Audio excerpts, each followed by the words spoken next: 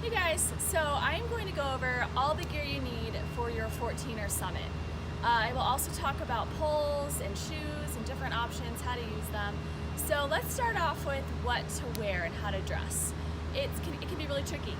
It's August right now and you could be hiking up there and it can start snowing. It can be freezing. So it can be a little bit misleading with it in the 90-degree temperatures down here in Denver. As you can see, I'm in my shorts and tank top right now. But this is actually a good base layer. I wouldn't necessarily call it a base layer, but I always wear a tank top and I typically bring or wear shorts underneath because it also can be quite warm up there, especially as you're exerting yourself a little bit more hiking up at that high altitude. So I'll start with the shorts and t-shirt. Then I'll start to layer up. So super important as you're typically starting really early, or you should be starting early, and it can be quite cold. So I'll usually layer up. I'll throw on some long underwear, either over or under my shorts, depending on the forecast for the weekend. So I have some nice long underwear here, stretchy. And then I also have a long underwear top. Next, I have a fleece layer here. So this is a fleece long sleeve. It's not super thick. It's just basically a very thin fleece line. So no cotton. Love this guy. And then for my legs, so typically I'll just have that long underwear, the shorts, and then I'll have some water-resistant pants, wind-resistant pants. Super, super important. I'm gonna put together a checklist that will also include in this video, but there will be some essentials that you wanna have for this trip. And I think waterproof, wind-resistant pants are super important. So those will be on the top layer.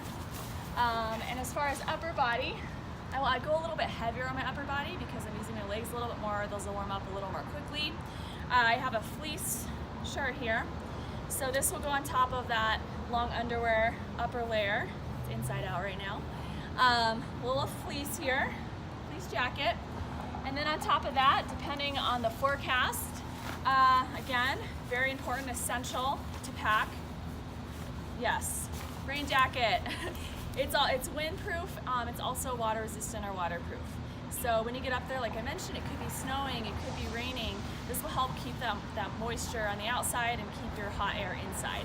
It doesn't breathe very well, so ideally you find a rain jacket that has an armpit zipper to air out a little bit because again, it can get quite hot wearing this.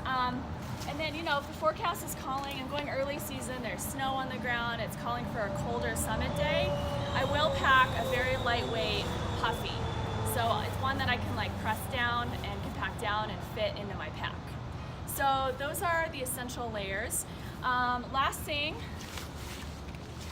couple things are accessories. So another essential are taking care of your feet.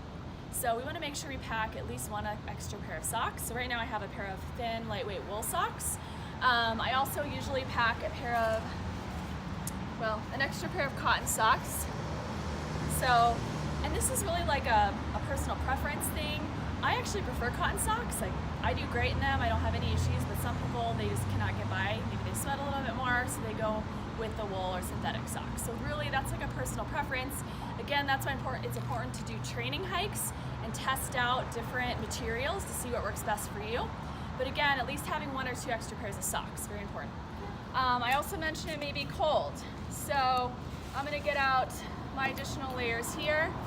Hat, super important. So I have my hat with the visor for the sun. Sun's a little more intense up there, but then I also have my beanie, which I almost always wear towards the top. It can get quite cold, like I mentioned, and it really helps having a warm winter hat. Gloves. So I have a mitten here. I'm looking for my smaller glove. I have lots of layers. So what I found to keep my hands warm, my hands tend to get cold. So this is the best combination I found out there. I'll have a very lightweight thin glove, and as you can see, it's a little bit large for me. Creates more dead airspace, so I can actually use my own body heat to warm up the airspace, and my hand stays a little warmer. It's big, but that's okay. And then if it's really cold, I'll throw a mitten on top. So yeah, I'm not able to grab my pole, for example. I'm not able to grip this as well. But it's really warm like this, and you can always toss this off, and then you have your lightweight glove there. So I recommend doubling up, bringing at least one pair of lightweight gloves, important. Making sure they're not too small, so you have that airspace. All right, next, let's talk about footwear. So there is the debate on trail running shoes or boots. I'm gonna show you a couple of different options of each and also give you the pros and cons. So first, let's talk about trail running shoes. So I have two pairs here.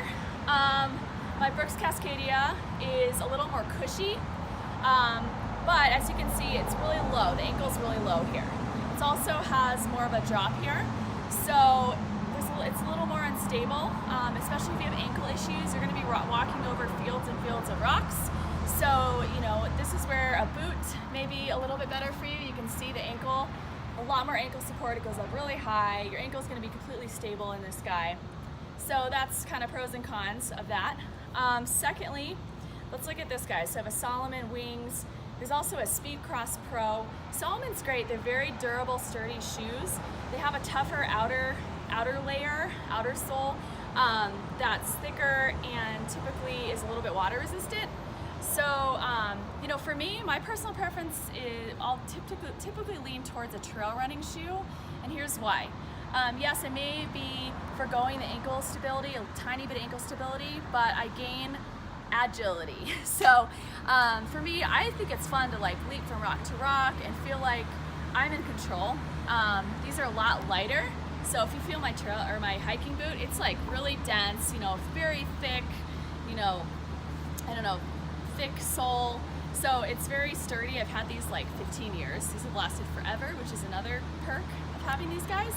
But they are heavy, you know, just gonna feel like you have ankle weights on, and you just don't have that agility you have with these trail shoes. So again, another important reason to get out there and do a training hike. That's a lot of noise. Wait for that to go by. All right, so get out there and do a training hike. Try your trail running shoes. Get on some locations that have like loose scree and loose rock and see how you react and how your body handles, you know, shoes that are lightweight. Make sure you get shoes that have good tread, trail running shoes. Probably the most important thing, you know, if you look at the boots, these have great tread as well, but then try hiking with the boots and just see how you feel, compare, and that way on summit day there's no surprises. That's another thing is like, you know, I can get blisters in these guys because they're just so thick, they don't move, my foot doesn't move within them.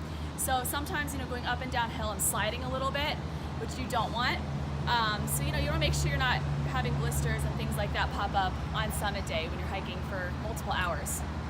All right, moving on to poles.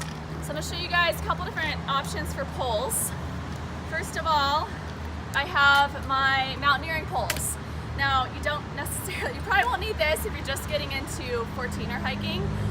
This is more for mountaineering, although if you do get into hiking early season or during the winter, you'll want this for a self-arrest on like snow and ice patches, but you definitely don't need that. And a lot of people don't even use poles, so it's not like a necessity, although I find it very helpful. I rarely go hiking now without my poles. It's really such an advantage.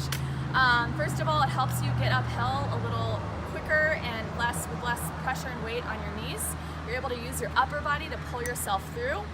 And then downhill, it really provides an element of balance and stability. You're able to use your poles like a third or fourth leg to help keep you balanced. You're able to kind of put those poles in front of you and lower yourself down. Again, taking the weight off your joints and using your upper body a little bit more. Typically after a long hike with these guys, my upper body's sore, not my legs. So those are kind of the benefits of hiking with poles. The downfall, so you can see these guys are adjustable, but they only adjust, you know, this is about as small as they get. So if I throw them on my pack, sometimes they get in the way. These are also heavy. So these are hiking mountaineering poles, but they're pretty heavy, they're dense. You know, there's certain areas towards the top of the 14er where there's larger rocks and boulders. You do not want to have the poles in that circumstance. They can get caught in cracks and cause falls and spills. One thing too, if you guys are hiking with poles, you don't want your straps in when you're in those more technical areas, because again, if like your pole gets caught in something, it could cause a bad fall if your hand or wrist is in the strap. So that's probably the downfall of the poles, is you're going to have to take them out, put them in maybe several times throughout the hike, depending on the terrain. The next type of pole, these are actually ultra running poles, although I use them quite often for hiking. As you can see, they collapse down much smaller, and they're so light, very lightweight. I believe these are carbon fiber, and they just snap together. Super easy, super easy to use. The one downfall of these, they do not adjust. So they're just one height.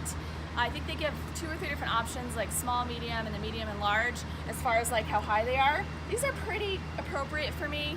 You want about a 90-degree angle. Although, you know, that's again another advantage of the adjustable poles is when you're going uphill, you can adjust them and make them a little shorter so they can stay at 90 degrees. And then you can adjust them and make them a little bit longer. So when you're going downhill, again, they can reach in front and you're still able to stay at that 90-degree bend. That's just a little bit easier on your elbow and your shoulder. So again, just different options. It's just like the shoes versus the hiking boots. You gotta kind of find out what works best for you. So lastly, let's talk about nutrition. Probably almost the most important thing, water. So to prevent high altitude sickness, hydration is so important. We have a liter here. Most people are gonna need at least 3 liters of water on their hike. And making sure you're hydrating that morning of and the day before the hike. So if you have like a pack that is able to have a bladder to hold up to 3 liters, that's perfect. But make sure you have at least 3 liters of water. We also have here first aid kit, and then athletic tape. This is like the duct tape of the outdoors world. Athletic tape can, you know, if you're starting to develop a blister, you can basically wrap that tape around your ankle or your foot where that blister is forming, provide a layer of protection. If you twist an ankle, you're able to wrap it up and, you know, stabilize the ankle. So super important to at least have this guy in your pack, first aid kit. And then of course, can't find anything, snacks. So I just grabbed a couple of things just to give you guys an idea, but you definitely need to pack food. You could be out there anywhere from, if you're really fast, 3 hours to 8+ hours, just depending on the distance, length, and how challenging the hike is. So, you know, nuts are great, high fat, they're gonna last longer, some carbohydrates, maybe some electrolyte replacement drinks.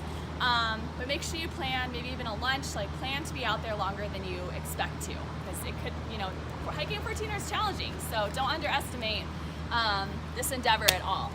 Lastly, pack. So you guys saw all the stuff I was going back and forth and grabbing. It's a lot of stuff, so you definitely want a big pack when you go out there. What you want to look for in a pack is ideally like padded shoulder straps, okay? And then I think the most important aspect of a good pack is a good waist belt to take that weight off of your shoulders and back and displace that weight into your hips and your glutes. So I'm gonna basically like relieve some of the weight here and let the pack sit on my hips. And you know, 3 liters of water can get quite heavy, so you can imagine why it's important to have this waist strap, and then also ideally a chest strap just to hold things together. This pack can fit it all, and then it can also fit my poles. So I think that is it. If I forgot anything, I'll include it in a video edit later or in a little post later. So thanks and good luck on your summit. All right, I am back. Like I mentioned, I did forget one thing. My videographer had to leave, so it's just me doing a selfie video. A headlamp. Make sure you bring a headlamp. Ideally, you're starting early. Like it may be, the sun may just be rising, and you never know what's gonna happen. You know, say you do get caught out there after dark, it's a good safety precaution to have this guy. Also, extra batteries. And one other minor little thing that you probably wanna have, toilet paper. There aren't many places, you know, as you get towards the top of the summit, it's pretty rocky up there. There's not many places to hide, but you will regret not having this guy if you are out on the mountain and find yourself in that situation. So good luck, have fun on your hike, and let me know how it goes.